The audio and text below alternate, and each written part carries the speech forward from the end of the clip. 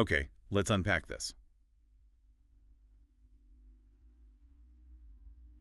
Welcome back to the deep dive. Today, we're looking at a stack of sources covering three, well, pretty huge market shifts. Yeah, definitely big ones. We've got a major failure in the crypto world, a significant and honestly kind of surprising thaw in U.S.-China relations, Right.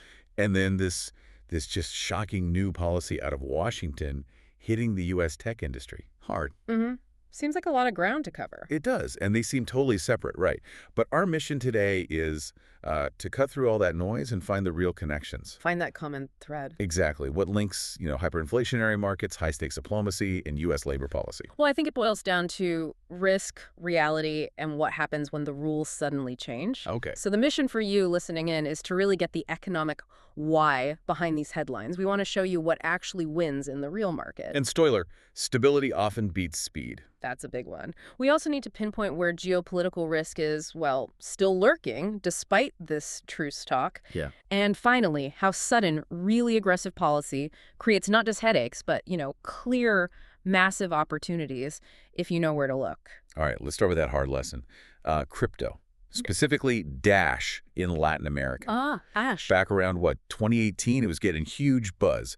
Pitched as the solution for real-life payments in places like Venezuela, Colombia. Right, where local currencies were just collapsing. They were tapping into that crisis, that mistrust. Exactly. They had momentum, a community, solving a real problem, it seemed. Yeah. Yet, fast forward to 2025, our sources say Dash is, well, mostly irrelevant, lost almost all its influence. Yeah, it's a fascinating case study. So why? Why did a project that seemed perfect for that moment just fizzle out? Well, what's really interesting is that Dash did correctly spot a huge pain point. Traditional finance was slow, expensive, restrictive, no question. Okay. But they fundamentally misdiagnosed the #1 survival need for someone in, say, Caracas dealing with hyperinflation. Which wasn't speed. Not primarily, no. Dash offered speed, instant transactions. Great. But the person in Caracas wasn't worried if their money moved in seconds or minutes. They were worried if it would be worthless by lunchtime. Exactly. They needed stability. They needed something that would hold its value, like a life raft in a storm. So Dash was selling a Ferrari for money transfer. When people desperately needed a life vest? Precisely. And as soon as the market offered that stability, Dash became kind of obsolete almost overnight. But wait, wasn't speed still useful for actually using the money day to day? Only if the money itself holds value. Look, the sources are clear.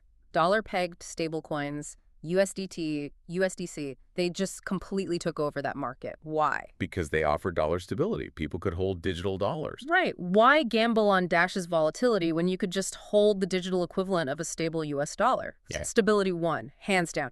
In a crisis, preserving value beats moving it fast every single time. Okay, that makes sense. But beyond the stablecoin issue, the project itself had problems, right?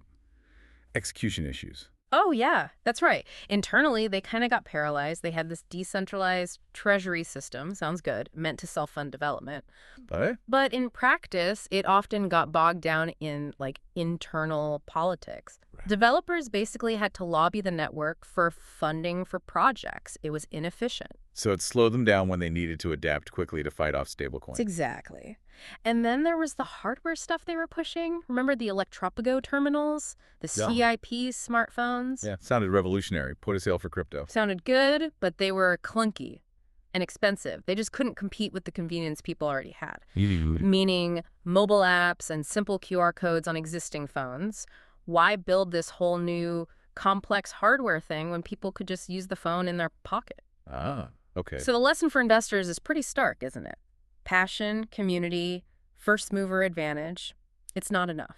You need a real economic moat, a sustainable model, and you have to solve the fundamental user need, not just a secondary one. That's a really clear takeaway. Sure. And it actually leads us nicely into our next topic.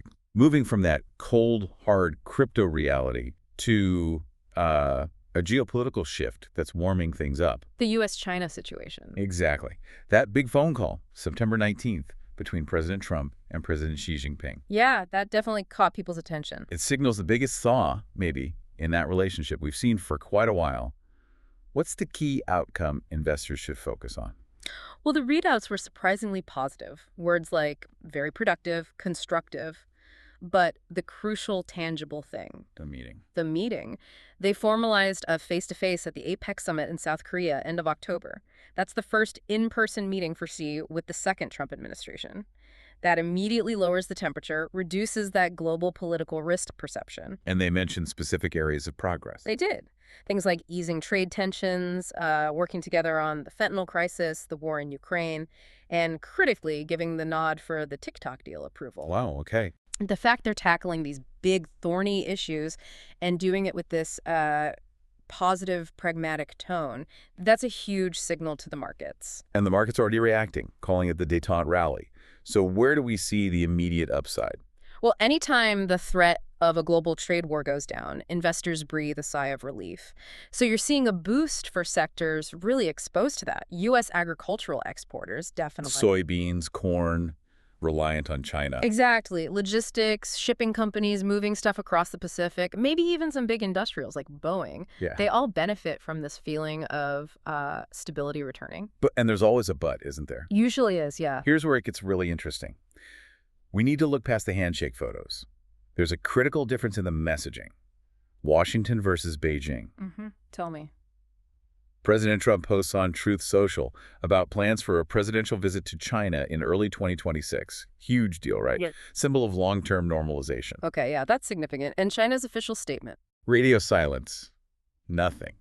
Complete omission of any reciprocal visit plans.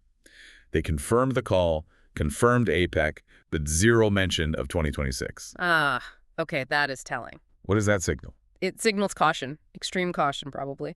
It suggests that all these positive headlines, it's likely a tactical truce, a pause. Maybe both sides need it for domestic reasons, economic management. But the core conflict Remains completely untouched. This is the key takeaway. The fundamental strategic competition hasn't gone away. And what are those core strategic risks we still need to watch? Technology. It's all about tech supremacy. Specifically, semiconductors. Who controls the chip supply chain? Rare earth minerals, critical inputs, and setting the standards for things like advanced AI and communications. So China's silence on the 2026 visit basically confirms they're willing to talk trade, maybe cooperate on fentanyl. But the strategic fight over who dominates global tech, that's still very much on. So investors should probably enjoy the rally, but wait for the actual substance from the APEC joint statement before assuming the long-term friction is gone. Absolutely. The surface might look calmer, but that deep fault line over technology is definitely still there. No doubt. Okay, speaking of technology and policy shocks, let's switch gears domestically. This is a huge curveball that's really stunned the U.S. tech sector. The H-1B changes? Yeah, the Overhaul announced via executive order September 18th. The headline number is just staggering.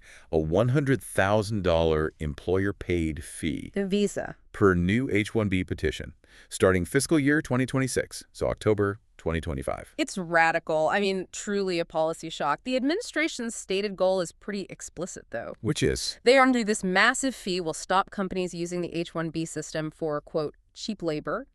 The idea is, if you have to pay $100,000 up front, like a talent tax, you'll only do it for truly top-tier, indispensable global talent. Thereby protecting American jobs, boosting domestic wages. That's the theory. That's the theory. It applies only to new petitions, important to note, so current H-1B holders are safe for now. But the industry reaction?